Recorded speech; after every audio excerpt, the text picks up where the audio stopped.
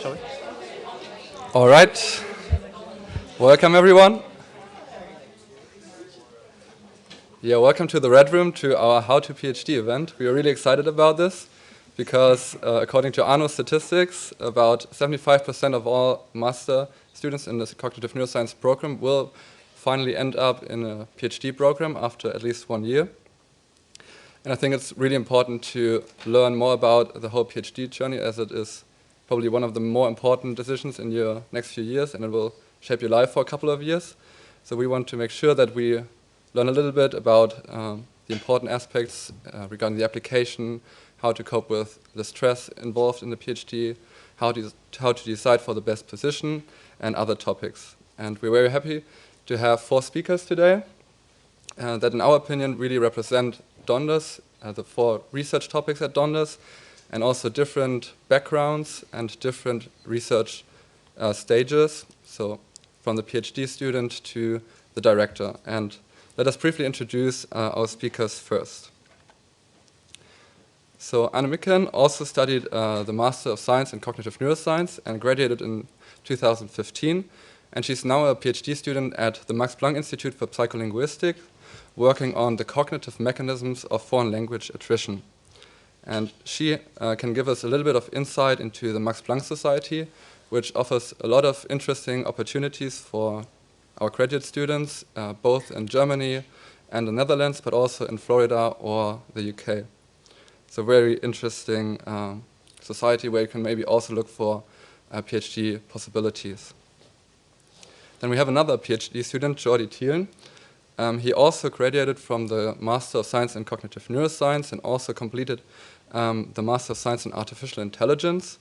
And now he's working as a PhD student in the Artificial Cognitive Systems Lab, headed by Professor Marcel van Gerven. And he will represent the more computationally focused side of research. Our following speaker comes arguably from furthest away from here. Brooke Latour is all the way from the USA. Her research career began at Harvard. Afterwards, she was a research scientist at University of California. Coming to Europe to do her master's in biomedical sciences in the University of Utrecht and doing her PhD here at the Radboud University. Currently, she's working on 2D and 3D models of autism under the lab of Dr. Nail Nadif Kasri. She is the representative of the 3rd track, as you could infer from the cellular models she's working with. And lastly, but not lastly, Dr. Professor David Norris. I feel that there's little introductions that need to be made, but he has done his bachelor in physics in Cambridge and afterwards continued with master's and PhD at the University of Aberdeen. He has studied and he has worked in UK, Germany, and finally he's now here, being one of the establishing members of the Donders Institute. And his current research interests are mostly imaging, pushing the envelope with different methods. He will be representative of the 2nd track, so perception, action, and control.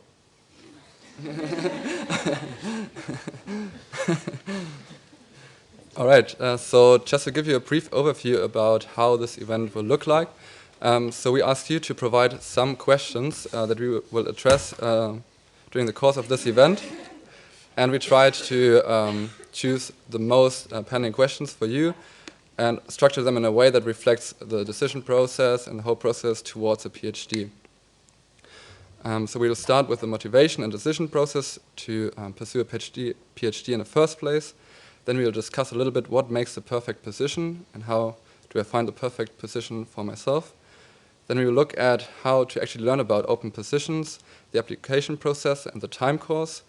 And finally, the life as a PhD student, which also incorporates topics like mental health, but also the fun aspects about being a PhD student. Yes, there's a question. Will the slides be available afterwards? The slides will be available, but basically that's the last slide. It's more of an outline than slides, truly. Yes. Yes. And in the end, there will also be some time for you to ask your questions. It will not be a very long Q&A because we feel like we provided you with the opportunity to send us your questions, and we selected those that most of you guys wanted to learn about. So just that there will be a limited amount of time for the Q&A. All right, so let's start with the first subtopic, the motivation and decision process. So for the speakers, so we also ask our students to indicate how sure are they to pursue a PhD at the moment. And it was quite interesting that it was quite variable. So some were really unsure whether to do a PhD in the first place, some were highly sure, and some were very undecisive. So maybe you can tell us, based on your experience, how you made the decision to pursue a PhD, and what was your motivation to start a PhD in the first place?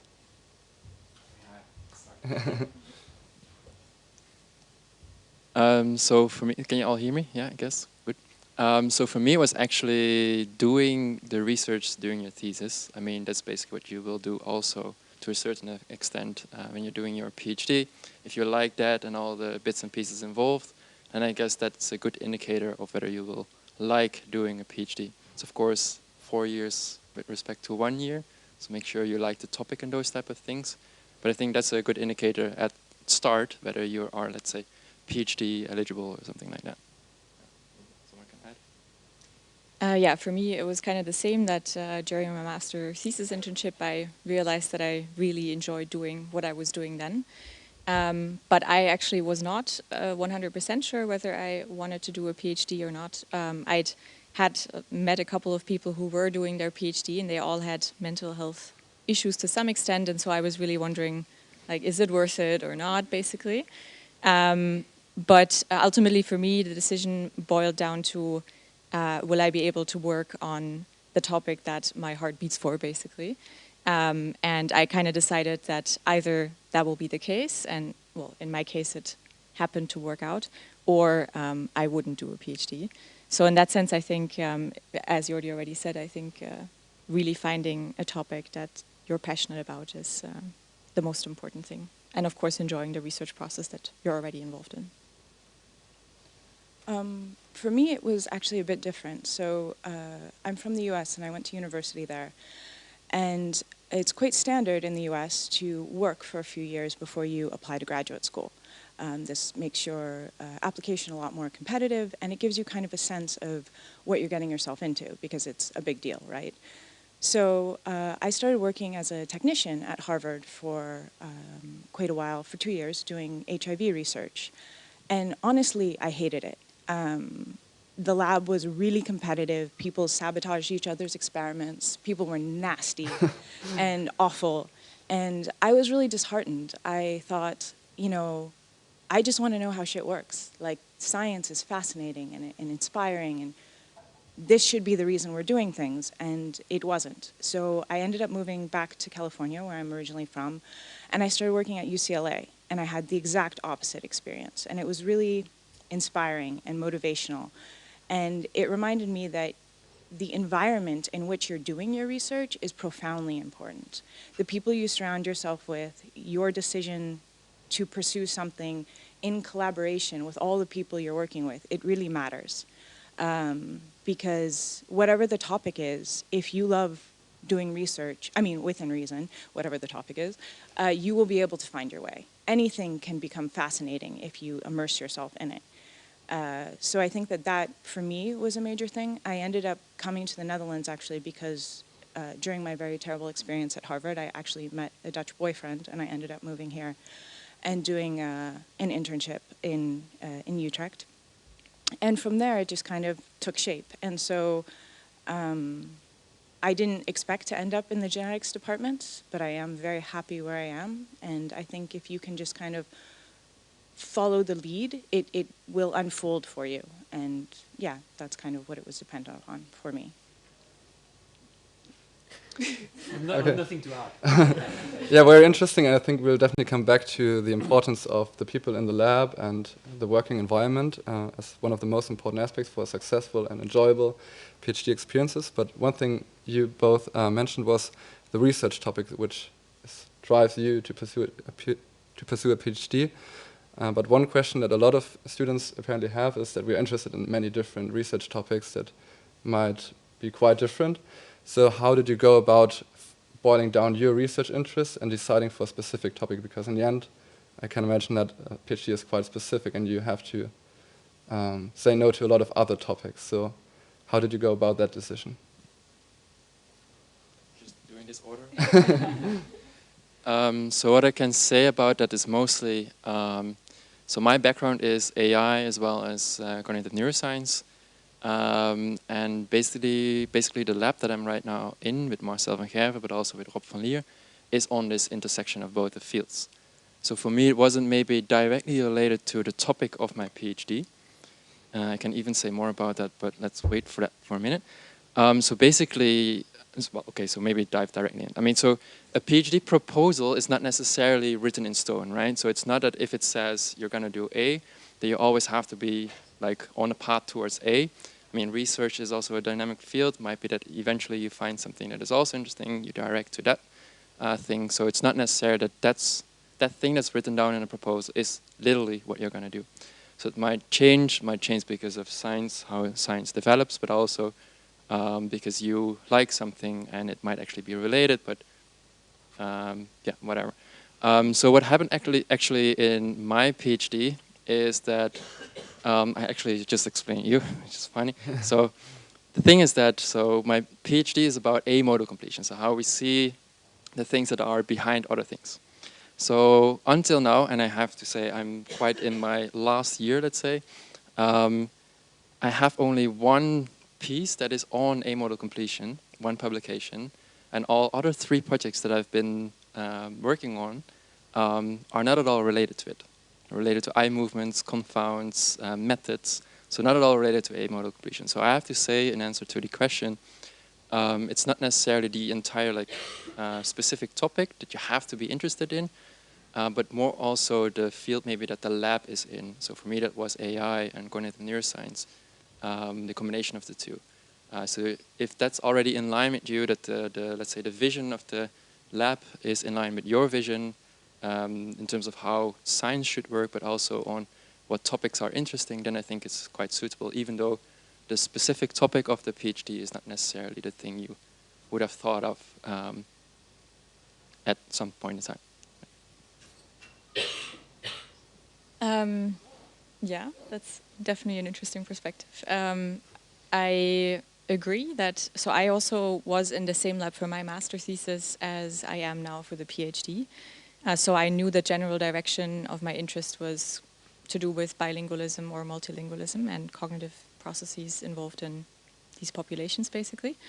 But I also wasn't 100% sure what exactly in that field I should be pursuing more specifically, also because I felt like I just don't have the overview over the entire field to make that informed decision at such early a stage, basically. And for me, I just ended up talking to my supervisor, brainstorming together with her, the things that on a very meta level sounded interesting to me, the questions that I asked myself sometimes in daily life. And then getting her feedback on where there's research gaps in those fields. And then that's kind of how my project developed. And as for what you already said, the proposal at the beginning, actually in my case, it turned out to be relatively close to what I ultimately ended up doing, all of the different steps. But I certainly did not do all of the projects that I pinned down in my original proposal, and then I did others that were not in the proposal, and then some that were in the proposal I didn't do. So yeah, as you already said, it's not 100% set in stone. And I also did 2 side projects that were on a relatively different topic, I'd say, but that's also just because it was possible and other interesting areas, basically. Yes, my answer would be very much in line with your answers. The project I was hired on during my PhD was looking at the role of ubiquitin in ciliary signal transduction. I did nothing like that. As I started, it became clear that it was a pretty high-risk project. It was really interesting, and I enjoyed it, and I did a lot of fundamental work. But as years started to pass, I became a little bit worried about actually eventually finishing. So I went to my supervisor and I said, hey, I'm interested in the following things. I think neurodevelopment is very interesting and very applicable for what we're working on, as most people or most individuals with ciliopathies do have a brain phenotype, but we were never looking at this sort of tissue. We were looking at skin-derived fibroblasts. And as you likely know, you can make iPS cells and then neurons from these skin-derived fibroblasts.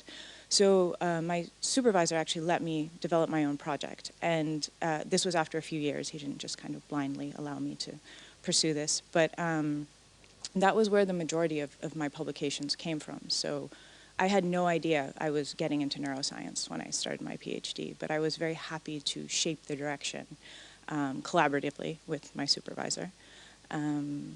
Yeah, that I think when you're choosing a topic, it is very important to know that you do have a say. You are being hired on a specific idea, but that idea will take shape and change over time, and you can help shape that.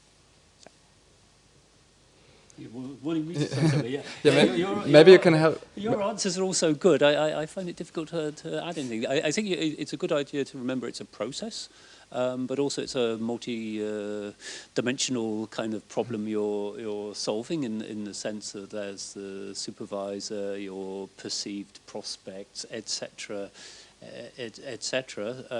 But in general, I would go for the thing which you find really most interesting, which you can imagine yourself doing for 4 years, because a PhD is a hard grind, right? Ultimately, you end up doing an awful lot of work, and if you don't find it enthusing, then you will lose interest, and that's when most or a lot of projects start to go wrong.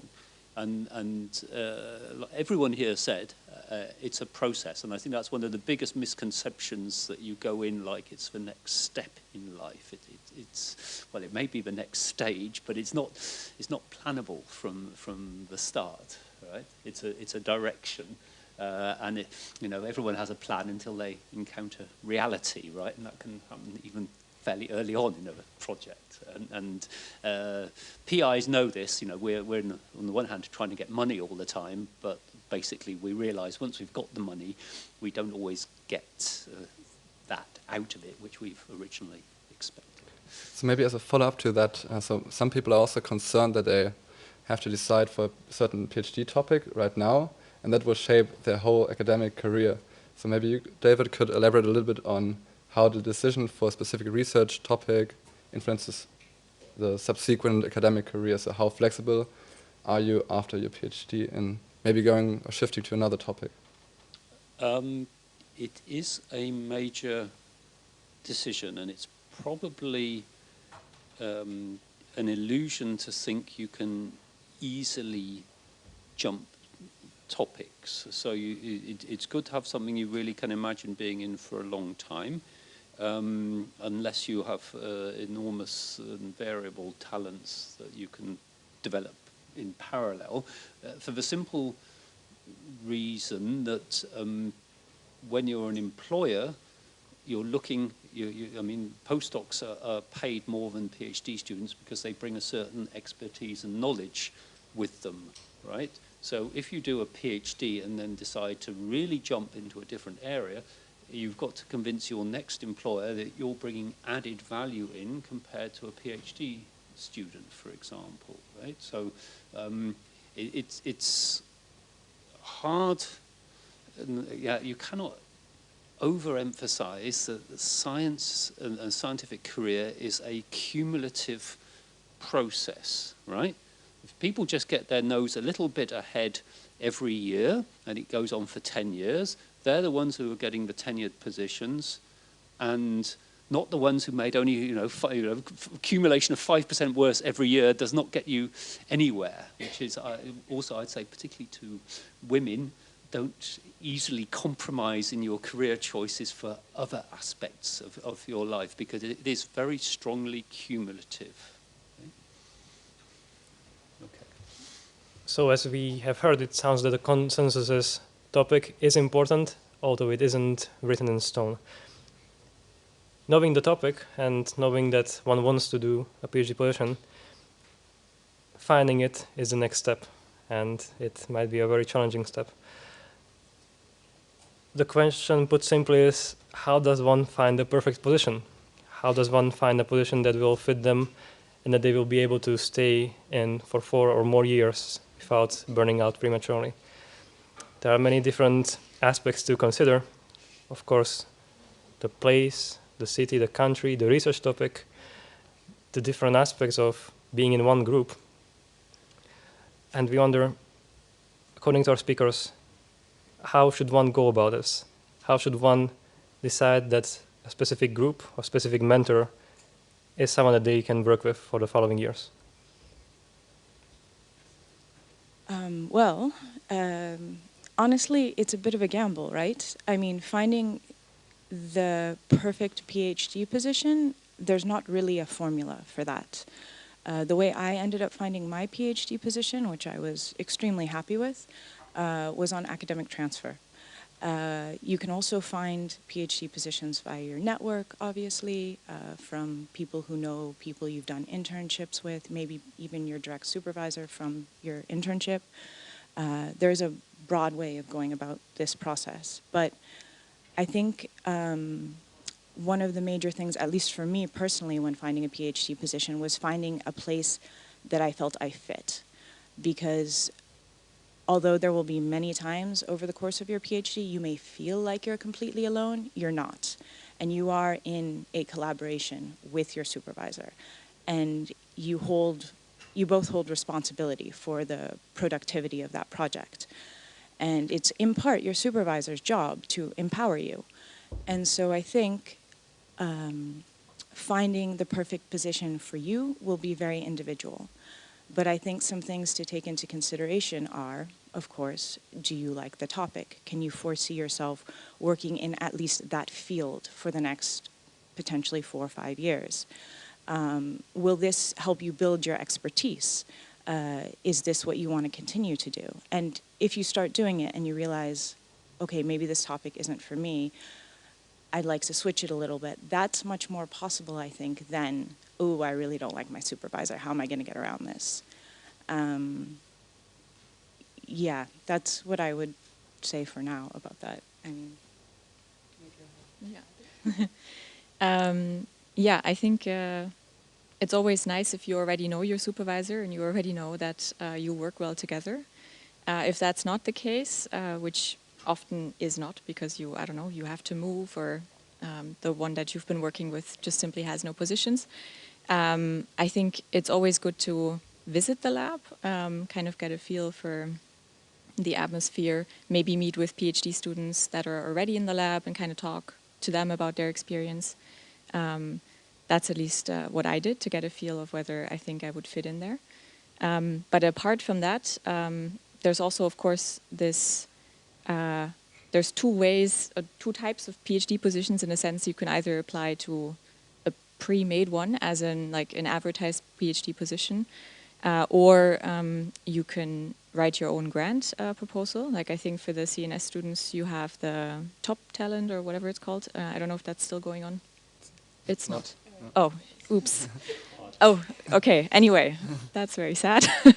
Well, but at the MPI at least, you have the fellowships that so far were going on like once a year basically for 3 positions. This year I think was an exception, but they got funding again, so there'll be calls for basically to write your own grant proposal and try to get funding for that.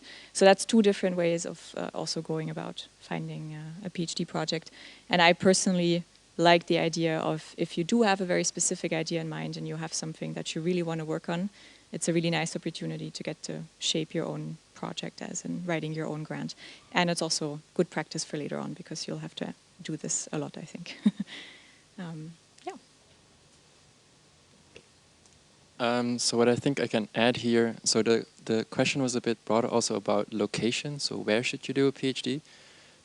There I think I can add like nothing. I mean, I've done my bachelor's here, my master's here, now my PhD here, so I've been all around just here in Nijmegen.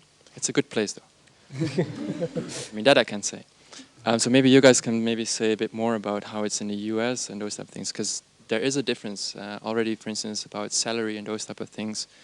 Length of the project, how it's more related to or more like a first year master, I believe, in the US, and then you actually do the PhD. But I mean, I have zero experience there, so someone else can maybe say something about that. In terms of the lab eventually that you will visit, I mean, this is something that we've said over and over right now. Make sure it's like a fun lab where you can really connect well with the people and that the vision is in line with your vision. And the only way to know whether that's the case is to talk to those people. So talk to people that are in the lab. And I think it's actually quite normal to just send an email to someone who's in the lab to say, hey, how's your lab? With some more detail, of course. Just considering what you can do here in Nijmegen, I mean, so the CNS Masters still has this lab rotation thing. I think this is the reason why I have them, to just get to know labs that you might work for during your thesis, but also potential PhD applications. And I think maybe already coming to the finding open positions thing, it's also good to let people know that you're interested in doing a PhD, that you're actually open as, let's say, candidate to any future possible positions that they might have. If they have you at the back of their mind, might be just the case that they send you actually the vacancy and you might be very interested, and that's the way to get to know about it. They get to know about you. That's also a way to get in. Yeah, so maybe someone can still say a bit more about the I have a differences between. follow-up question. Oh, okay. So, Sorry. as you have said, there's a possibility of going all around the world, doing different stages of your studies at different places. There's also the possibility of just doing them all in one place. Would you say that it is viewed positively or negatively across the academic spectrum? That having more international experiences so important that people should be really pushing themselves to leave a place that they feel comfortable at? So what people say is that it's good to have at least like positions abroad, and I think maybe David can comment on that, like how that looks on your CV, and I think it looks good indeed. For me personally, I mean, I know how it works here.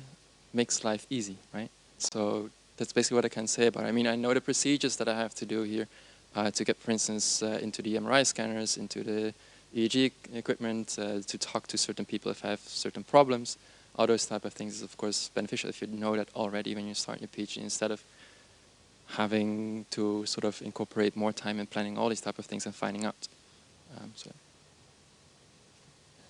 Just quickly also on that, I think the most important thing is where are the people that you want to work with. I think that should be your main decision. And then everything else will follow. But of course also something else maybe on the more personal side, if, I don't know, you have a partner and you can't really move, then I don't think it's necessarily worth it to, now I guess you have to weigh the pros and cons of leaving, but like your PhD is going to be a lot easier if you're also happy in your personal life and if you're not suffering there. It's going to be much harder to kind of go through all of the difficult stages that you're going to be facing ultimately in the PhD.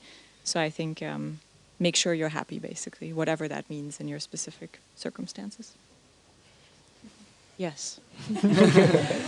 That is really actually excellent advice. I think anything is surmountable and manageable if you, in your personal life, are at least vaguely happy. I can very quickly explain the system in the US. If you apply to a position in the US, a PhD program, you would be applying to the graduate school. You would be applying to UCLA or Harvard or whatever, not to a specific lab. And the way it works is you do not have to have done a master's. You come in with either work experience or directly from your bachelor's program. And actually, if you drop out of your PhD, they give you a master's. So a master's does not carry a heavy weight in the scientific research field in the US. It would be good, though, if you wanted to transfer to, say, law school or something like that. But so you apply to these graduate schools, and they make you take classes. Basically, it's like what a master's would be. And then you do quite a few years of scientific research. But the way you find your lab within that university is you do lab rotations. So you have, I think, 10 weeks or so to try 4 or 6 different labs. And then if they accept you and you accept them, that's where you can start your PhD.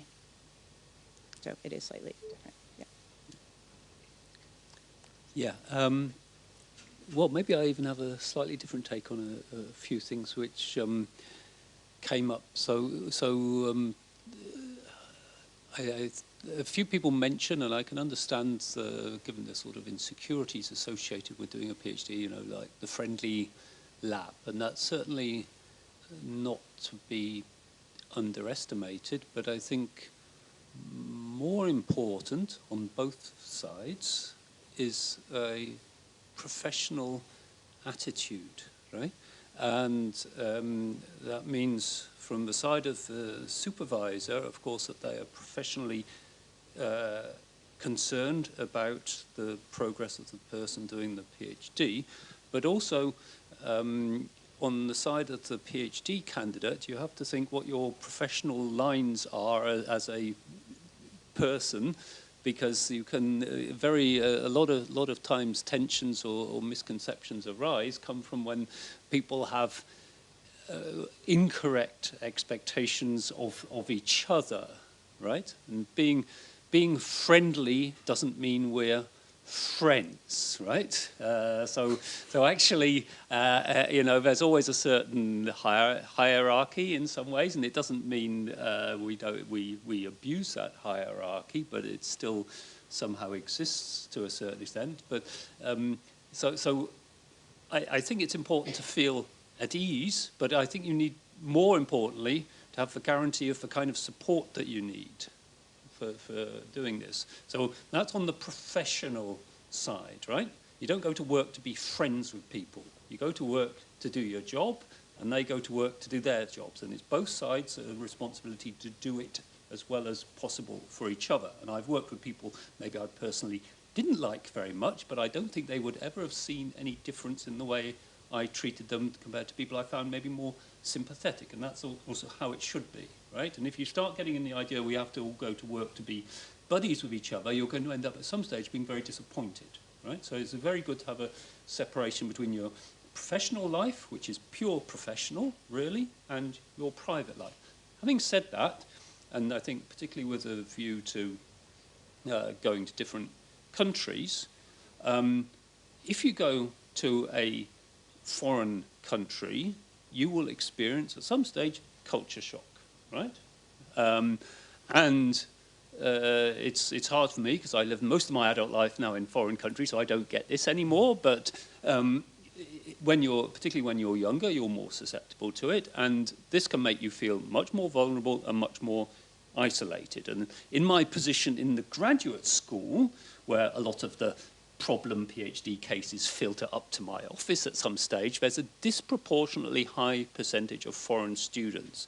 So if you decide to go and leave the cozy Netherlands to do your PhD, right, be very clear in your mind that you're giving yourself an extra hurdle to overcome, and be sure that you're well enough equipped to deal with that, because you won't be going back home at the weekend, etc., etc. You'll go for quite long periods without seeing members of your family.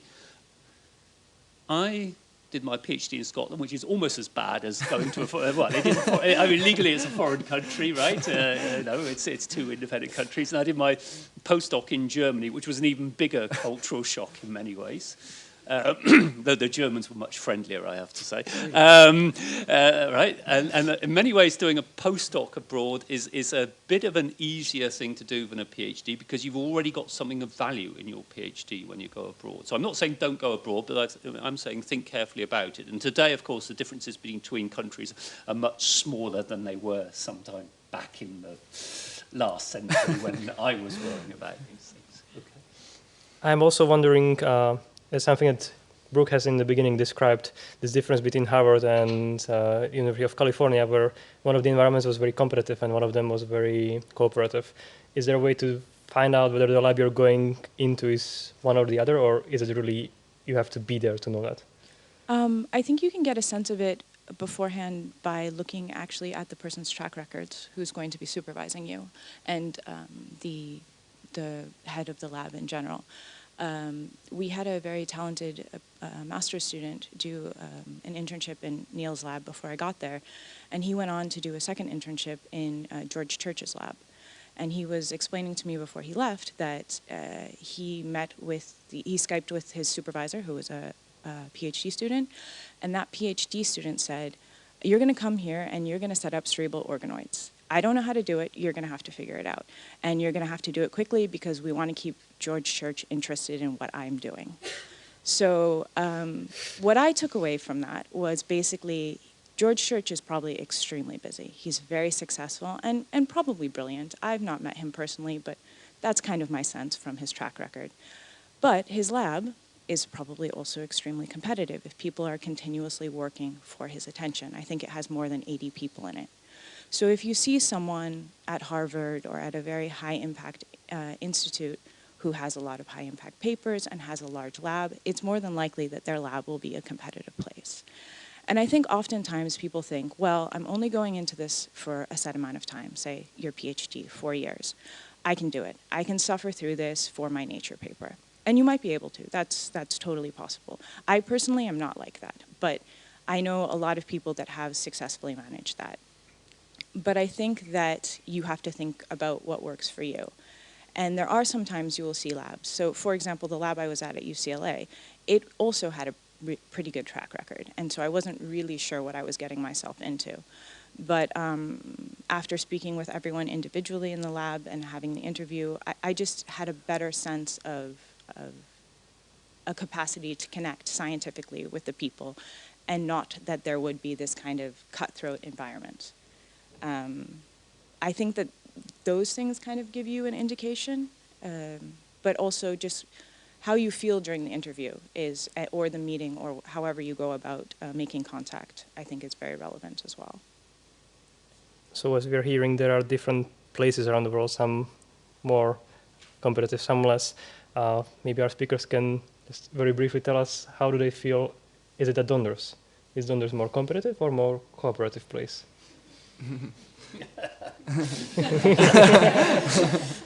It's a very nice place. Recorded, right? So we shouldn't say too much. And maybe you can also talk about the specifics at Donders. So how does it work with the graduate school, and how does supervision work at Donders? And maybe we can compare it a little bit to the Max Planck Institute and the IMPRS. So maybe our two PhD students can a little bit compare both institutions. But compare on what exactly then? So how does the graduate school work? Because I can imagine it works a little bit at the Max Planck Society, because also they have other institutes in Germany separate from the Donders. And how does the supervision process and coursework work here at Donders? I mean, I don't know whether there's like one recipe that I can now say, okay, this is what it's like at Donders and this is what it's probably then like at Max Planck. I mean, it depends again on the lab, on the supervision, and I think mostly also on yourself. So I think it's also good to mention here that being a PhD means that you are actually in charge. There's still, of course, this hierarchy, and there's a PI above you that you sort of have to talk to and ask permission for certain types of things. But it's your project, right? It's eventually your name that's going to be on it, on your thesis. So let's say just very clearly, you're in charge. So that means that if you are in a place where you disagree with your supervisor, you can perfectly let that know in a very nice way. And might be that you then still disagree and you have to work it out, but it might also be that the supervisor then yeah, it makes sense, so let's do it your way. That's pretty good. I think that's where it comes in, that you can sort of at a similar level talk to the PI. So if you have the, let's say, this, how do you call it, the confidence or the security, that you can talk about these type of things where you disagree with your supervisor, then that's a very good environment. And to my experience at the Donders, that's very well there. I mean, my experience means 2 labs, basically, and there are how many? Quite some. So, I mean, once more, I don't know how this really generalizes then to the entire Donders Institute, but talking to most people, I believe that all the labs are quite fine with supervision. It's easy to get into meetings with supervision. It's easy also. So at the Donders Institute, I have to mention also, there's quite some stuff also outside, let's say, your supervision team that you can do. There's this peer coaching thing that you can do. You always have someone outside your project that you can always refer to if there's some problem. There's, of course, the graduate school. There's so many people that you can always work or go to not necessarily then work related, but maybe more personally related. So I think that's all quite good organized at the Donors Institute, at least to my experience. Yeah. So maybe you can add how that is at MPI. Yeah, I fully agree. I'm actually also sitting at the Donders, but my contract's at the MPI, and so I'm a bit of a mixed case. But I think I've seen both worlds, and I would say it's fairly similar. So there's not too many differences actually. And I agree. As in, first maybe the Donders and the MPI as a place. What I really appreciate is just the wealth of expertise that there is, especially in terms of methods and statistics. There's always someone that you can go to that knows, that either developed the technique you want to use or that knows a lot about it. So that's definitely a huge plus, I think, which you might not have everywhere else, basically. Yeah, and more specifically about the graduate school. So I'm actually not following the Donders graduate school courses or curriculum. I have to follow the IMPRS one, and then I didn't want to do both. So there's a couple of things that you have to do, as in a couple of core courses, presentation skill courses. Yeah, actually I don't remember now. But and then there's basically courses you can choose yourself, and I found all of them really useful. So it's not like a burden, basically. Actually, for me, it was really helpful. And then apart from that, yeah, you have the support network, basically, a mentor, anonymous mentor. Yeah. And of course the network, you know other PhDs that are going through the same stuff that you're going through. And there's like monthly beer meetings at the Kulturcafé and stuff. So that's also very nice, I guess. Well, of course, I've got to say that Donders is very good. I'm on camera, right? So, yes. I mean, human nature doesn't change that much, but I think what's good about here is the ethos we have tried to develop. Where I mean, I mentioned the hierarchy, but the hierarchy is something that you have in terms of status, not in terms of an argument, right? So, I lose arguments with my PhD students. That's okay. That's a good thing, right? And then, so as long as you move on and you've got a common interest in doing better science, that's a good ethos to have. So I think that's something we've always tried to have here. And I think also, like Geordie was saying, we've built a lot of support mechanisms for PhDs. And I won't say it's necessarily better than anywhere else, but we're certainly trying to be at the sort of forefront in what we offer. But like Geordie also said, the responsibility is ultimately yours, right? Also to take, to see what situation you're in and take action to improve it if you think it's necessary. And the last question for this topic is: it sounds that the environment is very important, where you are and who you're working with. Something I've heard said many times, that it is really your direct supervisor that is the most important. So while the lab around you really does matter, your relationship with him or her is going to make or break your PhD. Is there any way to make sure that you are not signing off your contract for 4 years with someone that might turn to not have your best interest in mind?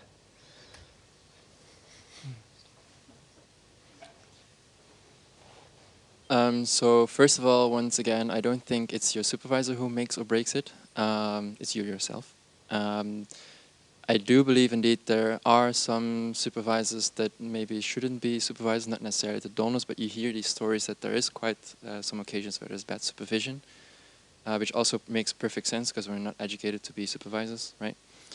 Anyway, I think to some extent it's you yourself that can make or break it, and even though your supervisor might be a bad supervisor, there's still so much more you can do outside the supervision team, your peers. And I think even if you happen to be in an occasion where it's just really bad, let's say your supervisor is really bad to that extent, then I mean it's also perfectly fine, I think, to mention this and communicate this. And you might even switch a supervision team, or just drop this current PhD program and just enroll for another one. I think that's perfectly fine and also possible.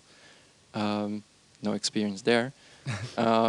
yeah, I don't know. Maybe you can add. I agree that doing a PhD is the make or break part is, for the most part, on the PhD student. But I think the relationship with the supervisor is pretty important. There was a paper on mental health in PhD students that came out a few years ago that actually explicitly said that the majority of PhD students that were suffering mental health issues were suffering due to a negative relationship with their direct supervisor.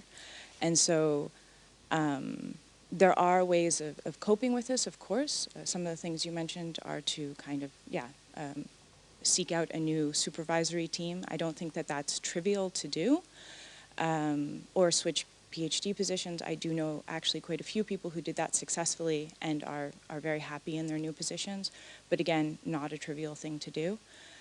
Going into a new relationship with a supervisor is, you don't always know, of course, right? You might have some sense of how you think things are, and then they are quite different. And that's not really anyone's fault. So to try and circumvent that, I think, as much as possible, you would kind of have to investigate what it's like to be in that position with that supervisor in that lab. But it's not a trivial thing. It's something to really take into consideration and think about how it would need to be managed if you were in that situation. But hopefully you won't be. Yeah. Maybe just following up on that, I think you can do your research before you accept a position, right? Once someone's offered you a position, you suddenly get into a very strong position relative to the person who's offering it to you, at least for a week or two, right? Because they start losing their other candidates. So the whole negotiating side flips over once you're the chosen candidate. And you can ask to talk to people who've left the lab, right? That's always a good thing. I ask for references from people who aren't in a dependency position with that person anymore, so you can talk to them off the record. And the other thing is, work out what the true situation is inside the lab, right? Because you meet some big shot person who is doing the interviewing, and then you show up and find that it's their postdoc who you never even met, who's actually going to be the day-to-day supervisor. So that sort of thing you should be able to drill down into at that time and find out who is really responsible for me, who's in the supervisory team, how often am I going to see this person, right? I see all my PhD students every week, right? Some people don't see their supervisors in 3 months. It's a big difference. And those sorts of things you should try and find out. And that there's no guarantee, but you can try and minimize the risk with those sorts of things. So as we can see, there's many different aspects that will go into finding the, well, if not perfect, then at least a good PhD position. The environment, the supervisor, the working conditions. And that leads to us to the question, how do we actually find these open positions? So it was already mentioned, there are different websites that serve for this. Network can be also useful. Are there any other channels? How can one maximize the stream of open positions that gets to their way? In my case, I signed up to 2 mailing lists that are specifically for PhD positions in psycholinguistics or the language domain. The AMLab list and the CUNY list. I don't know. For those language people out there, maybe that's interesting. And actually, they pretty much advertise all the positions that were relevant for me. But I also, of course, looked on the websites of the universities that I already knew were interesting to me, or the specific labs. And I also talked to, basically sent emails to a couple of the people that I thought would be interesting to work with, just to indicate my interest. And then when they had something open, they basically emailed the position to me. So that's also a way of being on their radar in a positive way. Of course, you have to think what exactly to say in the email. But that's basically how I did it.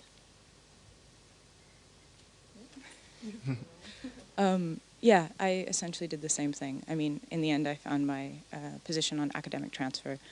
But I emailed a lot of professors at various institutes throughout the Netherlands and said I was interested. And actually, could I come and meet them? And even when they didn't have positions, they allowed me to come, and I met with them. And I actually was offered a position I emailed someone in Leiden and met with them. And after meeting with them, they said, well, I'm very sorry I don't have a position, but if anything happens, I'll contact you. And a couple weeks later, I got an email from someone completely different saying, hey, you were recommended via this professor, and I was wondering if you would come for an interview. I think you would be good for this position. So there are a broad range of ways to find positions. I think the basic thing is let people know that you're searching. So talk to people and say that you're looking for a PhD job, maybe in a year, something like that. The way that you do that is firstly, of course, here internally, you do your thesis project, let your supervisors know that you're interested, in case you actually like the supervisors then, coming back to previous points. Actually, even though you might not necessarily like this specific supervisor, it might be that this supervisor then talks to other people, knows about a specific position that might suit you, and therefore you get to, you can apply to actually some other vacancy that is in another lab. So just letting people know that you're looking for or are interested at all in doing a PhD is, I think, already one. Like you mentioned, there are these mailing lists, indeed. Within basic vision research, there's the vision list. I mean, those type of things you can enroll for. These type of positions get always like posted on there, but it's a very big list. So if you want to maintain it, have fun. Yeah, I mean, there are also these conferences have mostly these community places where you can also find sometimes these vacancies. Or let's say key people, key PIs within fields have their own websites that contain like these type of like vacancy positions, also from outside the lab. Yeah. Yeah. You know other places, David? No? I think that's a lot, and I feel like you just use as many possibilities as possible, right? And once we have decided for an open position, of course, there's the application process. And maybe Jordi and Anna, you can reflect on how you made the decision during your master program, because you also studied the cognitive neuroscience program. So at which point did you make the decision for a specific position and also started to applying for different positions? So what did the time course roughly look like for you? Okay. Bear with me. um, so I first did AI bachelor's, then the CNS masters. And during my masters, I was like, yeah, okay, sure. I think I like a PhD. So let's start applying to PhDs that I quite like. So there was one particular PhD that I liked.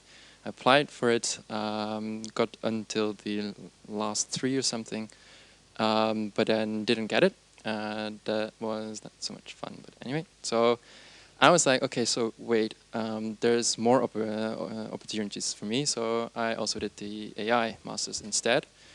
I mean, yeah, why not?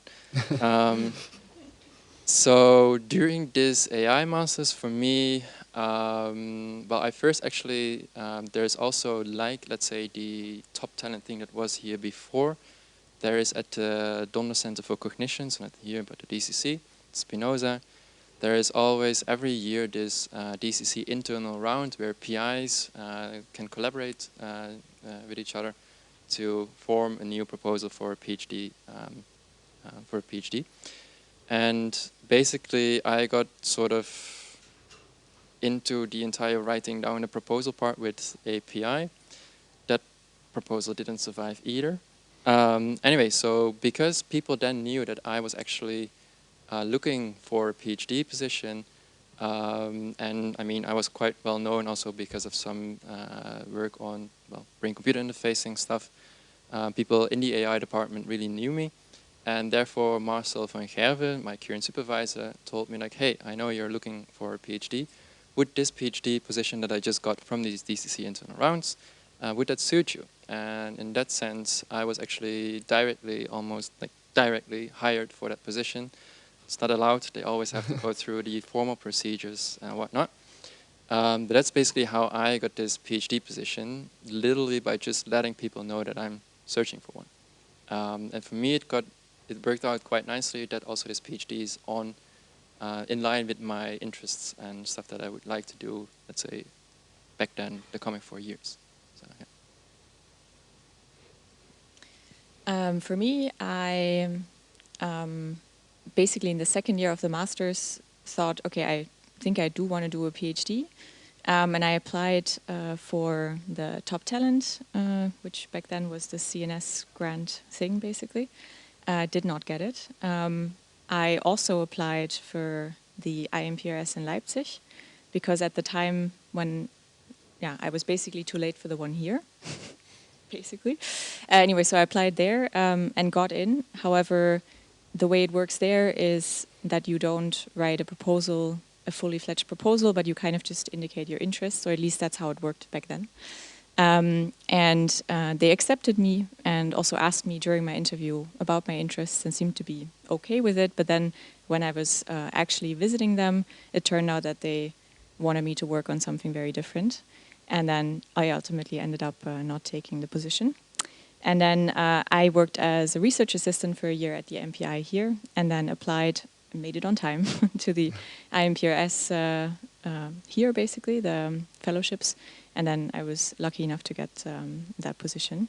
That's the only 3 applications that I ended up writing, so I didn't actually apply to specific advertised positions in the end.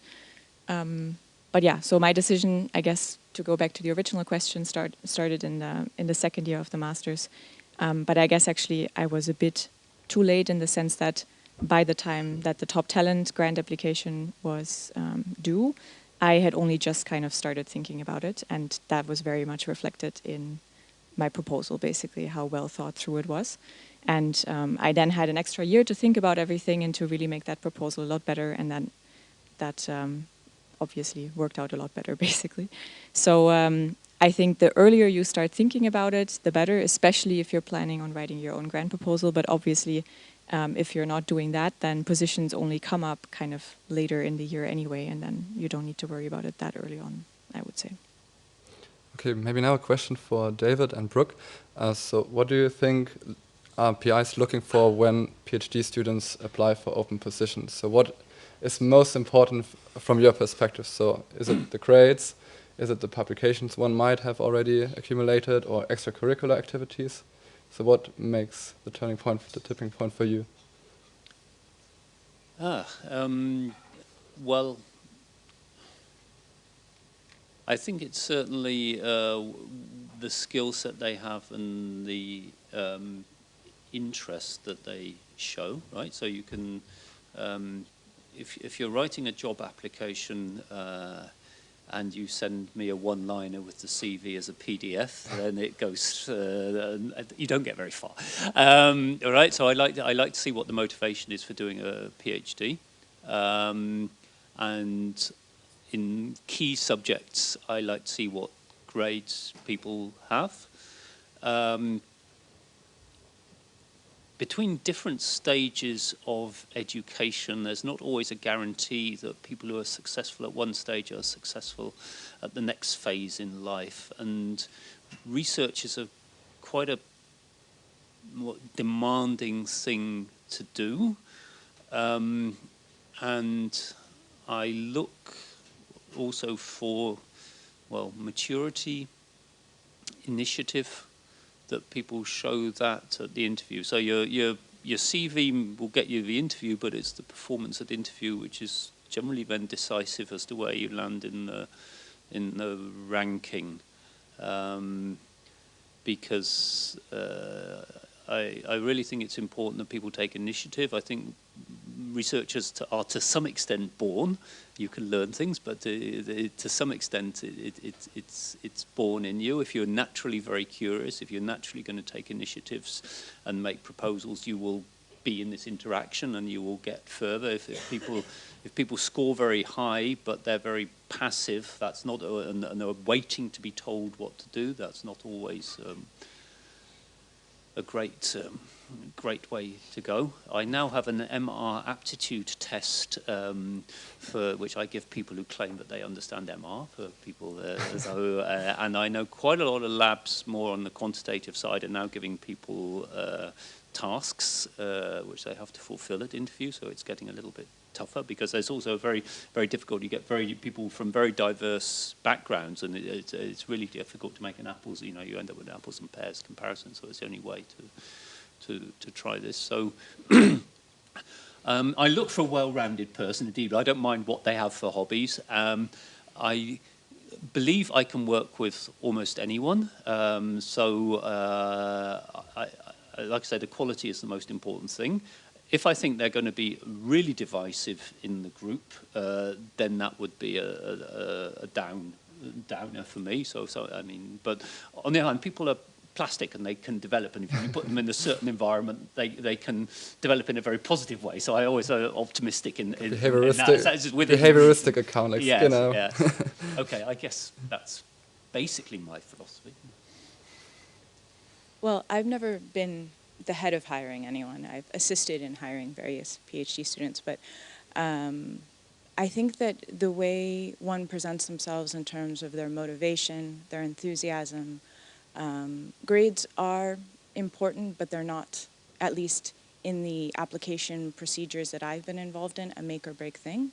I think a lot of times grades are very, definitive, obviously, but you can come in and kind of show that, maybe that situation turned out that way for a variety of reasons, and that this is actually a better place for you. I think in a more broad sense of how you present yourself, if you give a presentation, how you handle the questions, how you anticipate some of the questions as well about your presentation. I think how you carry yourself and your knowledge about the lab you're applying to. I would recommend not to go to an interview and not know what the people do in that lab. That doesn't ever look good. All right, also related to the time course, a lot of times the question was asked whether it's okay or even recommended to have a break in between the master program and the beginning of the PhD, either to decide for the exact research topic or the PhD program, or even just to set a little bit, take a break in between the also quite demanding master program. So from your perspective, is that recommended, or would you recommend not having a very long break in between? I honestly have no idea. So in the US, it would be recommended between your bachelor's and graduate school to not per se take a break, because in the US we don't ever take breaks, but to do something to enrich your application. So that could be a year or 2 years. When I was applying between my master's program here and the PhD program, I had the concern of being deported, so I didn't take a break there either. But I see the appeal of doing that. It's a time in your life where you might not get that opportunity again. So I will pass this on to someone who can give more credible advice. No, I think it's okay. I don't think having a break per se counts much against you. Also, age doesn't count that much against you. I mean, I've taken people on for PhDs who've been 30. I've taken people on who've been 23, and it hasn't played a big role for me. I think if you would be over 35, I would be getting a little bit worried, but it's certainly within a fairly large bandwidth. The age isn't decisive. So if you have a calling to go and spend 6 months being a ski bum or something, I don't think anyone's ever going to hold it against you, as long as I mean, it's the sort of maturity you show at interview which is important. Like I say, if you've got a convincing story about why you do things, people will buy it. If you seem to be very flaky and likely to disappear off again in 3 months to do something different, then they probably won't buy it. So it's a lot about the impression you make. On a slightly different branch is the question about research assistantships, and which are certainly common in the US, and the possibilities are growing maybe a bit here as well. I think those are useful for 2 reasons. Just, take the pressure off yourself a bit, right? Because I think the worst reason for doing a PhD is, I'm running out of money, my master's finished, I've got to find something else, right? That would not be a good reason for doing it. So, you know, if you spend 6 months or a year doing something which gives you more orientation in the field and builds up your skill set, you're not going to regret it because you'll go into your PhD wiser and better equipped. It's much better to do that, get paid while preparing yourself for doing a PhD, rather than at the end of 4 years be unemployed and feeling somewhat stressed, right? So that is not certainly not a bad thing to do. I mean, I wouldn't do a research assistantship for 4 or 5 years. That would be too long. But I mean, certainly the sorts of things we're thinking of actually here as well, that it's very good for people to spend up to about 2 years doing that sort of thing, because you get a real experience of what it's like working in different labs, and you improve your skill set. Maybe, Anna, you can elaborate a little bit on that, because you just did what they recommended. Yeah, I absolutely agree. For me, it was a really good experience. So on the one hand, as I already said, it gave me more time to read up on what I was interested in and to kind of formulate a better research hypothesis for the PhD project. But also in terms of the skill set, I definitely learned a lot of things during the research assistantship, also in terms of how to organize my time, how to organize, say, conducting a lot of experiments. I basically kind of developed my own protocol of how I go about these things, and it's worked really well for me to keep track of things, which I guess otherwise I would have just jumped into the PhD and basically found those out halfway through the PhD maybe. Also, programming skills is something that I only worked 4 days a week, only during the research assistantship, and I took the other day that I had of the week to kind of brush up on some of the technical skills that I didn't necessarily have very well developed yet during the masters. And yeah, it was. I would recommend it to anyone. And also in terms of mental health, like I was pretty glad that I got to take a bit of a break after the masters. It was quite intense, and was definitely good for me to have that break and to start into the PhD with a much clearer mindset, and also with the feeling of being better equipped than I would have been had I started immediately. So let's move on to our last topic. Now we have gone through the PhD application. We know why we're doing it. We know it's a good position for us. We get the position, and now it begins the transition from being a master student to being a PhD student. Jody, or could one of our speakers tell us how big is the difference between being a master student and being a PhD student, suddenly having this responsibility bearing on you to lead a project to succession?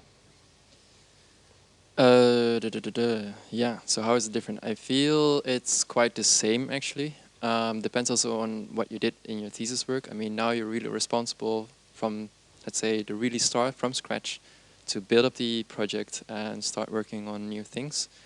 So it might actually be quite the same. In terms of responsibilities, I think it's quite different. Of course, for your thesis, you feel responsibility also that you have to fulfill your thesis. In terms of your PhD, I think one of the main reasons why people get stressed in a PhD is that they see the deadline of the PhD approaching. It's coming closer and closer, and it's really the deadline when your contract stops, so no money anymore. If you then feel that you're not in a position yet that you're really ready for being done with the PhD, you haven't had so many publications or whatnot, then it gets stressful. So the fact that you feel yourself responsible for being done in 4 years, I think that's maybe the difference between doing the masters really and doing the PhD. But otherwise, in terms of what you do, I think it's quite the same. You're just maybe more responsible for the project itself. So as a master student, you're more supervised. But otherwise, yeah, I don't really see so many differences. Maybe. Yeah, I would say in terms of the work that you do, it's pretty much what you also do during your master's internship. You have to, what you already said, basically, I agree. Actually, for me, though, I have had a much better time during the PhD so far. I've enjoyed myself much more than I did during the masters. But I think maybe that is because during the masters, there were so many things that I was still learning and trying to understand and figure out, basically. And I felt like I went into the PhD much more prepared, having done the master thesis internship, but also maybe having had that year as a research assistant. And so a lot of things that maybe seemed overwhelming during the master's no longer seemed so overwhelming during the PhD for me. And that has made, I think, the PhD so far, and well, I'm now in my last year, so I'm not going to say much about the rest. But yeah, so far it's made it more enjoyable, I think, than my master's.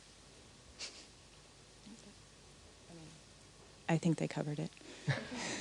So, Oh, sorry. No, I just quickly add, it should be a transformative process, right? Which means that when you start, it might not seem much different than the masters, because if your supervisor has thought about you, they also think about the skill set you're bringing in and give you suggestions of things to do which are matching that.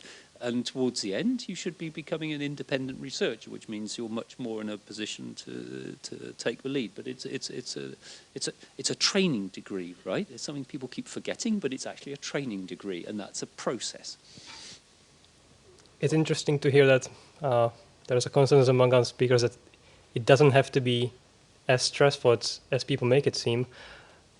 However, oftentimes we do hear about PhD being very stressful, causing mental health issues, and oftentimes a character trait that comes up is resilience. Could maybe one of the speakers comment on the importance of this trait and how to develop it if one doesn't already have the lack of having it within them? I think over the course of your PhD, you somewhat naturally develop resilience because it's a survival skill. In terms of the previous question about the transition, a PhD ramps up slowly. Well, actually, it ramps up at your speed. So I hear a lot of people say, I'm not sure if I'm of PhD quality. And I'm not sure exactly what that means, but I mean, if you know you don't want to do a PhD, that's one thing. But if you know you want to do it and you're willing to learn to do it, then you have what it takes, essentially. Over the course of your PhD, there will be very exciting moments. You'll feel elated, and you'll also feel the opposite. There will be very stressful times where you'll be really disappointed. I've had it once where I had an experiment that I was setting up and conducting for a month, and the last step, I aspirated away my sample. And what I did was I just packed up my stuff and I went home. And it was fine. It was horrible, but sometimes you just have to figure out how to deal with things. And for me, in that moment, I was totally okay, but I had to go home. And, the next day I went back and I set up the experiment again, and it worked, and, it was all good. But you will have moments like that. And how you deal with them is important, and how you treat yourself in those moments is also important. It doesn't make sense to beat yourself up. These things happen, and you'll overcome them, and you'll learn, and you'll be better for it. But I think that giving yourself that credit is, you're not an idiot. You wouldn't be there if you were. That's how you help to build your resilience, not resistance. So.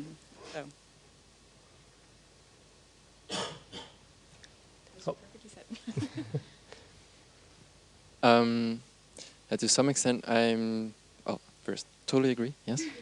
I think the only thing I can add is that you sort of shape everything yourself, right? So you can sort of, if you have like something that goes horribly wrong, happened in my case too. I worked 3 years on a project that kept failing. We gave up. So that's not so nice. Also, given what I earlier said, I mean, you need to have something that you can sort of write down in a thesis. So it feels really stressful that you don't really have something yet. On the contrary, you can also look at it on the other way.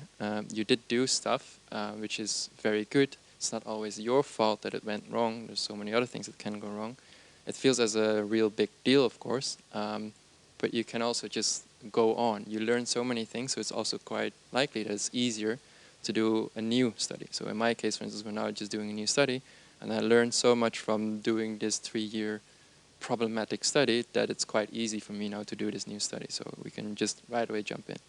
So having these kind of problems doesn't mean you're just not working as a human being. I mean, it means that just something went wrong and you can go on. So there's this cool speech, by the way, just now popping up in my mind. You have to fall forward. right? That's the speech called. No, it's nice, right? No, okay. He doesn't like it. No, I think it's like David actually says, it's a process. So you learn stuff, and I think that's the thing you should get out of your PhD. So you like it, you learn new things, and basically also, maybe also coming back to some earlier points that I thought of maybe mentioning, maybe not. So me, myself, I'm thinking like, actually also when I applied for doing a PhD, I was like, okay, should I do a PhD? Should I go also with my AI background, go into business?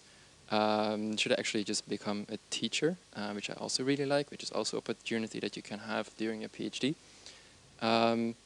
So these type of choices, of course, are like, okay, so what do I like the most? I don't know. So eventually I got into a PhD, but I still have the idea that during my PhD, I can work on all these skills that I require to, for instance, after my PhD, do a postdoc. I can do that. After my PhD, I can also go into business because the type of analyses that I do are quite likely to be asked for also in business type of occasions for me personally. And teaching, I mean, I even extended my contract at the moment doing like an entire course coordination type of thing and being the lecturer of the entire course. So even there, I fully like took the challenges and whatnot to learn about what it is to be a teacher and all those type of things. So within your PhD is not only that you develop yourself as a researcher, but you can also develop yourself all these other type of things. In short, maybe what I mean is that if you do your PhD, it's not necessary that you prepare yourself only for a career in science, in academia. You still have the possibility to learn so many other things that might be very valuable to your further career, even outside academia.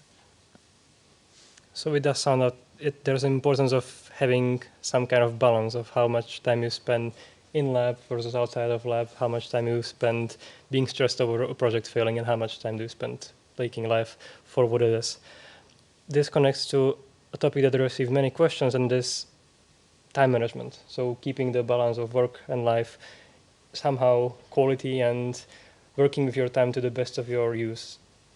Is it something that develops as you begin your PhD, or are there tricks that you can use to be on top of your time, be on top of your project?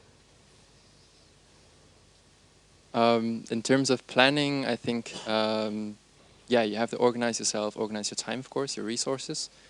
In terms of a like healthy work-life balance, I think you can either just say very strictly like, okay, I work from 9 till 6 or something like that, and I just wake up at 8, whatever, go to work, and then at 6 it really stops. I just go home and do whatever things that I otherwise like. To some extent, I'm actually like that, but then there's quite some occasions actually when I'm home and I'm just like, I want to work on this because it's now in my mind and I want to get it out and on paper and those type of things. And now I can because I'm already in the bubble, whatnot. But it doesn't feel as if that's wrong for the reason that I also like to do it. So that's also maybe coming back to actually when you do your PhD, do it on something that you really like, then you can also bring it home because it's somewhat like your hobby, let's say. Not saying that you should be like a workaholic and work on your PhD like forever, like 24 hours a week. Well, 24 hours a week, 24 hours a day, I guess. 24/7, I should say. I mean, I think you can sort of balance this yourself quite easily if you sort of go along with how you feel. Are you happy about what you're doing right now? Is the task that you're doing, do you really need to do it because you have a deadline? Well, okay, then maybe it's just stressful and just do it. But if it's like, okay, so I'm now home, do I really have to work? Okay, so you can also choose to just do something else to sort of take your time for yourself. I think that's very important to create this healthy work-life balance. So yeah, it's fine. Yeah, I actually very strictly keep to this 9 or actually 8 in my case to 5 more or less work schedule, and I just figured out over the years that simply works best for me. I also have my weekends off, and I've only worked 2 weekends in the 3.5 years of the PhD.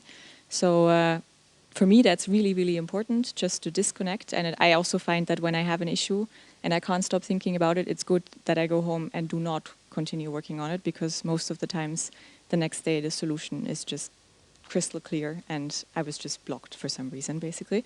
So yeah, for me personally, that just works best. But everyone's different, of course.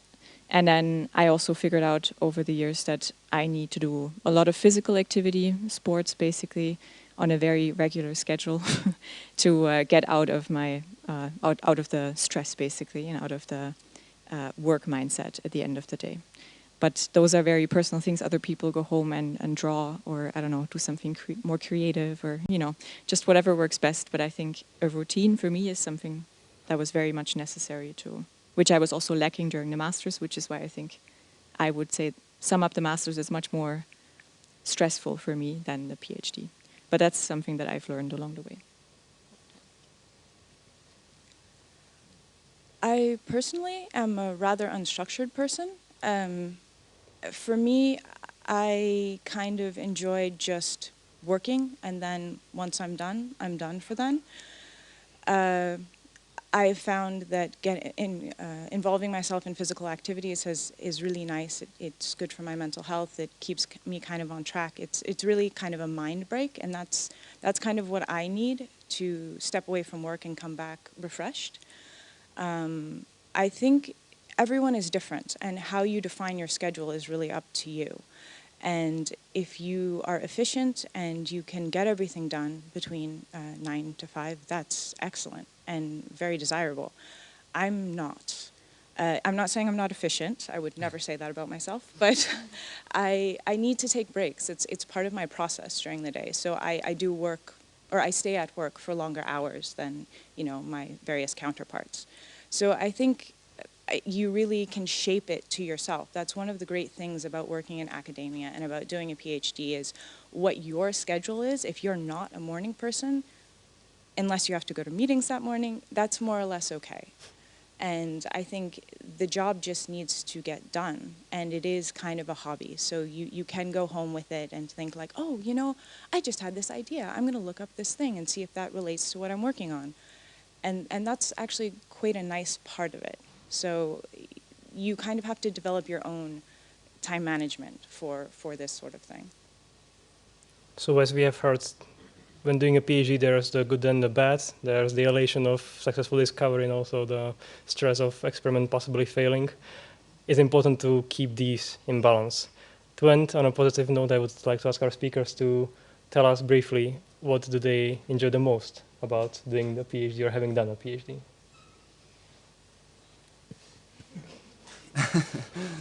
Yes.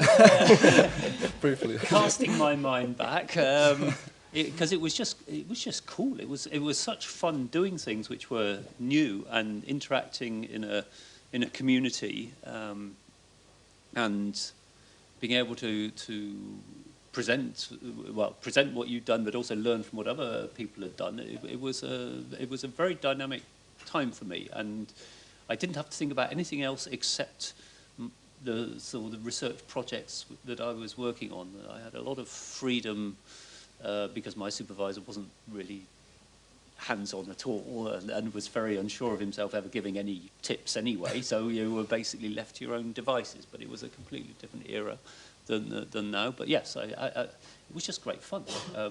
And then even though I worked very hard, I don't think I had this kind of feeling of enormous stress, because there was little in the way of fixed obligations as to what you had to do. Actually, I started off thinking, well, I'll try and do this as fast as I can, but then I thought, well, can I keep it going a bit longer, which sounds a bit strange for the modern world, but okay, that's how it was. Yeah, doing a PhD, you're in this really wonderful microcosm of like unreality, where you're responsible and you have to conduct yourself as an adult, but at the same time you don't completely.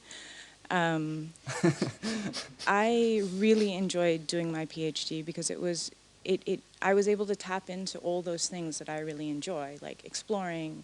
I also had a supervisor that wasn't very hands-on and kind of was like, yeah, run with it, whatever you want, which I probably could have used a bit more guidance so I didn't derail so many times. But it was something for me, it was very, it sounds very cheesy, but it was character building. It allowed me to kind of discern what was okay with me and what wasn't, and how to kind of establish myself as an independent researcher. And you know, like what my professional boundaries were and what I really wanted to do. I was much clearer on what I wanted to do as a postdoc than I was as a PhD. And that was from the massive learning experience of doing a PhD. So yeah, it's a really, I enjoyed it a lot. It was a great experience. Yeah, I think I agree. I'm enjoying it a lot, and I think one of the aspects that, compared to the masters at least, is has been really great is that at the end of a project, usually there's so many open questions and possible follow-ups, and in the PhD you actually get to do them, and you get to dig deeper into whatever it is that you're interested in and feed your own curiosity, which is very satisfying. And then something that also more generally I like about the daily work is just the diversity of the things that you have to do. Like on the one hand, someday you might just sit and like literally think all day, but then you also have more repetitive work or coding work and stuff like that in human interaction when you test participants. Basically, yeah, I just like the diversity of it. No day is like the other day, basically. Well, I don't know if you could say that in English, but yeah, you know, basically it's very diverse, which is very nice. What they said. I mean, indeed, it's very diverse, and I think you can even make it so diverse as you yourself want. So, for instance, I took up all these teaching possibilities. I mean, it's totally a thing that you can do. Maybe that actually depends on where you do it. I think there is also differences with DCCN where you don't. So at the DCC, 10% of your contract is education, doing teaching jobs. That's here a bit different, but I think if you want to here, you can also do the teaching things. So yes, I totally like my PhD, and I think what I like most is also that you can really develop yourself. So you can really try to sort of learn the things that you really want to learn, as in, first of all, of course, using for your project. I mean, so you can take courses, for instance, but then, of course, they want you to take courses that are beneficial for the project too. But if you can sort of get the benefit of both having the course teaching you stuff that you need for your course, but also for your future career, being it inside or outside academia, I think that's really nice. So it's basically a fully self-made educational program. So if you like studying, I mean, why not do a PhD, right? So I mean, it's basically this diversity and the flexibility altogether that's really nice within a PhD. Thank you very much. We have now a little more time for you to ask some follow-up questions. So if you have some questions, please go ahead. Wait a second. I'll turn down the volume.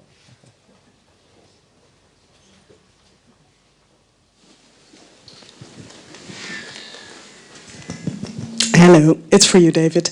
I kind of, in the beginning, you were asked about how stuck we are to the course that we set now, topic-wise, in our PhD, and you made a point out about it being incremental, which I didn't fully get because of a lapse of attention, but I don't know how to rhyme it with what you said in the end about taking people in different age ranges. Doesn't really matter as long as you can explain why you make certain choices, etc.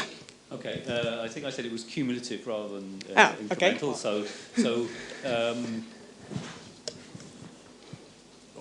ultimately, when you go through all these selection procedures, also for professorships or so on, it ultimately gets about the quality of the person, right? Mm. And that's not entirely the same as what their record is, but indeed the record builds up. When you start a PhD, that's the moment zero for your scientific career. So actually, I don't, like I said, someone in their late 30s I might have thoughts about, because I can see in terms of a life plan it's a bit challenging then. But in general, I don't. If people have done other things and then come into science, I think that's fine. But once you're in science, you go from a PhD, unless you want to do another PhD, you want to build on it and get a postdoc, right? I mean, the whole thing is to build a career. Now, if you're trying to build a career from your moment zero as a PhD student, you have to think carefully how you're going to do that strategically. And suddenly doing the enormous leap from, let's say, a PhD in statistics in neuroimaging over to language may work, but it may not work, right? So it probably, unless you convince the person hiring you as a postdoc and you've got the perfect skill set, then that's going to be difficult, right? Because it's the accumulated knowledge that you have which brings you on to the next level. Yeah. I hope that's clear. Yeah, and I don't want to push you into inappropriate answers, but what was the point you were making to women? Well, okay, what I'm making to women, because I've also been on a lot of gender training courses, but also what I see, right?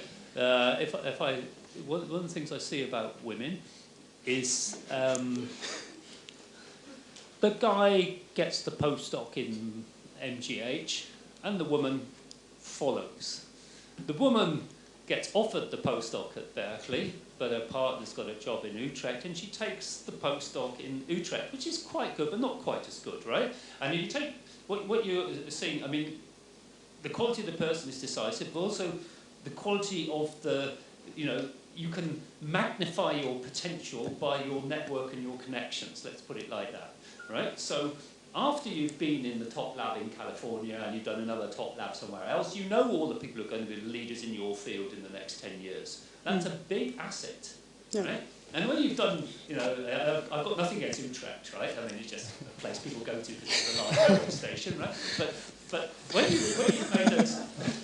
you've made those choices and you've compromised a little bit every time and you've told yourself it doesn't matter quite that much, it's still quite okay there, after 10 years of those choices, they've built up against you, right? And that's where it... So of course the system is prejudiced. Let's be clear, right? As a woman, you're always up against it anyway, right? And if you let yourself be pulled always in those choices that it's you moving for your partner and not them, your partner moving for you, you're the one who'll be paying for it in the end, okay? Yeah, thanks a lot. Sorry if I said anything inappropriate there, but No, on the contrary, I think. Thanks. Yeah, maybe Brooke and Anna, you can talk about your experience as women in science. Men talking about women is always a very good thing. So it is true, I am a woman in science, but I'm sorry, what do you want me to... So if you feel that resistance from other researchers, or whether you ever felt like it was a disadvantage for you to be a woman, or... I personally have never felt that. I mean, if there have been circumstances that I've been up against where I was decided against because I was female, I am completely unaware of them. But I do appreciate that the face of academia is changing and people are making an effort to push forward people who have not had the advantages in the past. And I do think that that is important. But how that's done, I think, needs to be done in a very careful way because we want to create equality, right? We don't want to create the opposite gender bias that we had previously in place. So, yeah, I mean. All right, I think there's time for 2 more questions. Yeah, I already Oh, have the microphone. So I wanted to continue a little bit on the idea of women in academia, because I've recently also heard of women being discouraged to start a family, for example. And I wanted to ask you, link it to the idea that you won't have a social life once you start a PhD, which I've also heard a lot. I know it can be completely the opposite, but I just wanted to have your take on that, how it works with a social life, starting a family, once you are pursuing a career in academia. Can you maybe unmute the microphone now so that I can turn up the volume on this one? Yeah.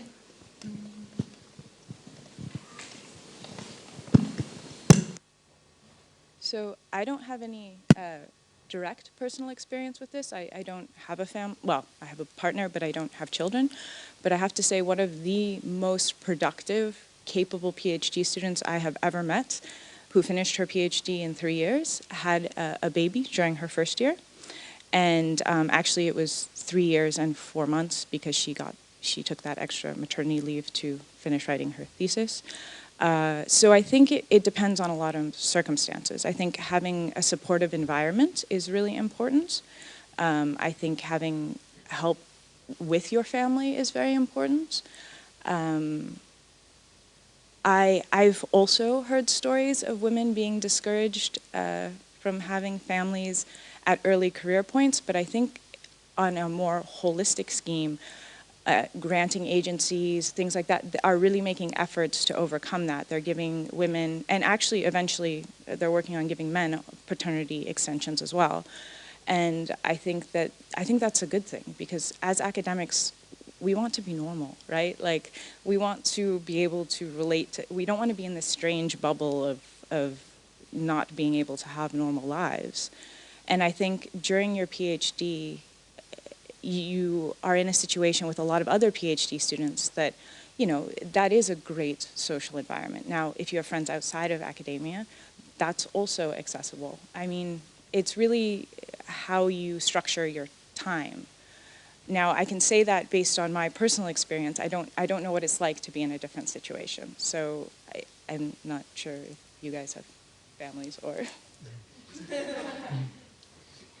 Okay, well, I mean, I've got children, but that's maybe secondary. A few maybe uncorrelated thoughts. First, once I had children, I stopped working all hours of the day and night, and it didn't really affect my productivity. Having said that, most of the decent ideas I've had at random moments when I haven't necessarily been expecting them to arrive, or I've just been thinking of things in the background, and they've worked for me. I know quite a lot of incredibly successful women who have large families and have managed all of these things without breakdowns. I think there's a bit of a problem that because we love science, and in some ways, you know, your work becomes your hobby, we also somehow think it becomes our calling, and then, you know, we have this kind of monk-like attitude. You have to sacrifice your social life and everything for science. Actually, I'd say that's completely the wrong attitude. If you're going to do that, I think you really need to think seriously about what you're in this for, because maybe there's some more general social problem. I think you should be able to have it all, right? You know, you can have a social life, you can have a family, and you can do it all.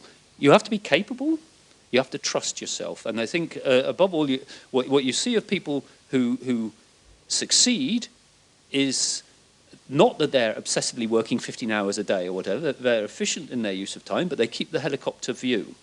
The people who end up in enormous trouble are people who lose the social context, end up in isolation, blame themselves for everything that go wrong, don't trust to tell anybody that things have gone wrong because it's an admission of failure, and end up in a downward spiral which only pops out in the graduate school when it's too late, right? So if you have a healthy interaction with your surroundings, including having a family and a social life, you will probably, and managing your working time, like almost everybody here said, you will do better than obsessively locking yourself up for 15 hours a day thinking this is what I have to do to get a PhD, because in the end you will stress yourself out so much you won't be able to live a normal life. So I'm feeling very passionate about this because I think it's a kind of mistake people make and then they suffer for it, and because they don't communicate it with anybody else, nobody can tell them it's complete bonkers, right? You know, you should just not be doing this to yourself. Yeah? So don't. So maybe one last very short question. Over there?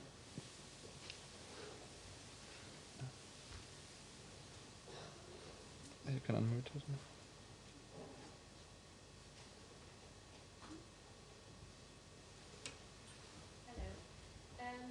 One thing I'd like to add to the conversation about pregnancies and families and stuff. My friend recently started a PhD, and it wasn't here in Nijmegen, but she was literally told in one of the first conversations, don't get pregnant, which was sad. But in terms of pregnancies, illnesses, anything like that that can influence your performance on your PhD, to what extent should you tell your supervisor what's going on, either from the start or during the PhD? Yeah, if something happens that affects your performance, how do you deal with that?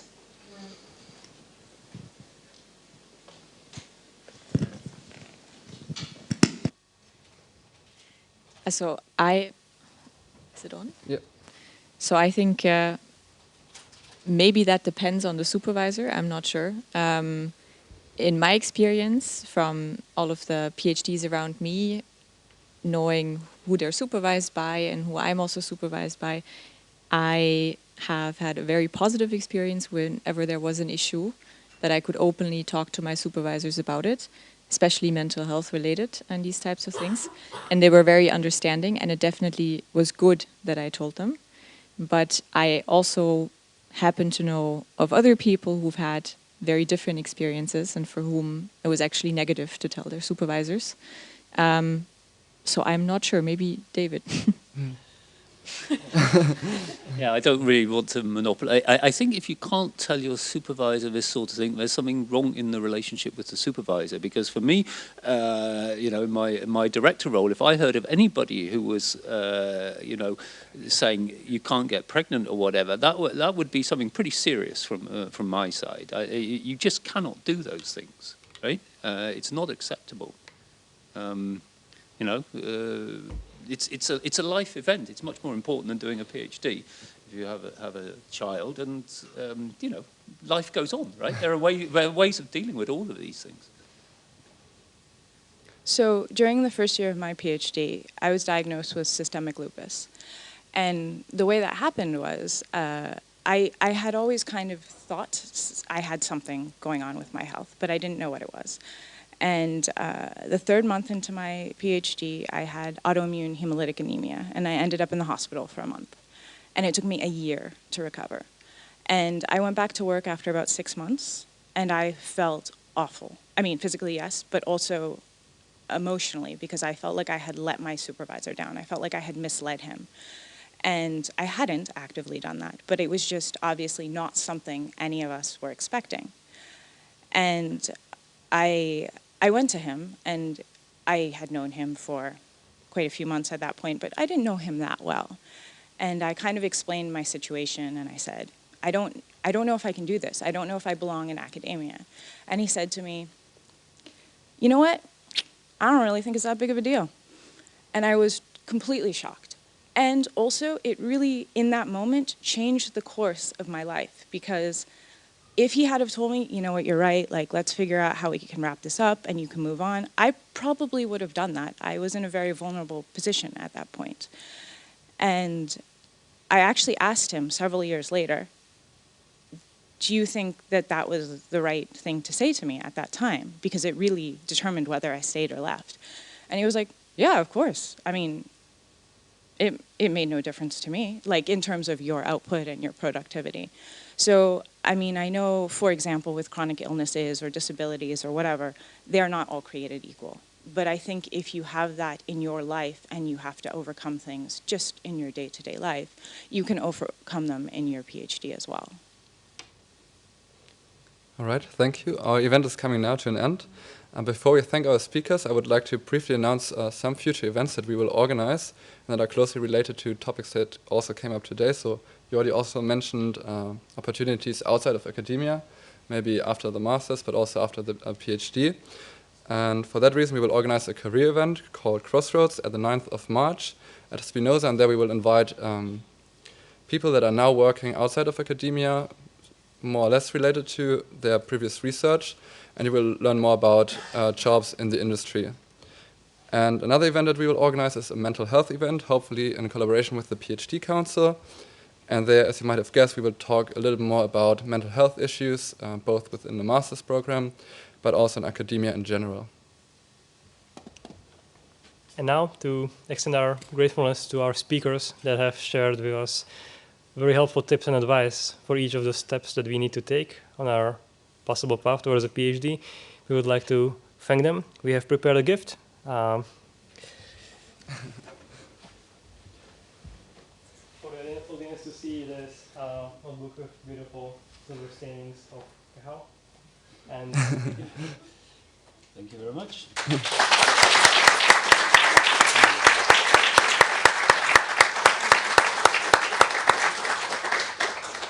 if one of you might open it, there is a quote from him that is actually also from us.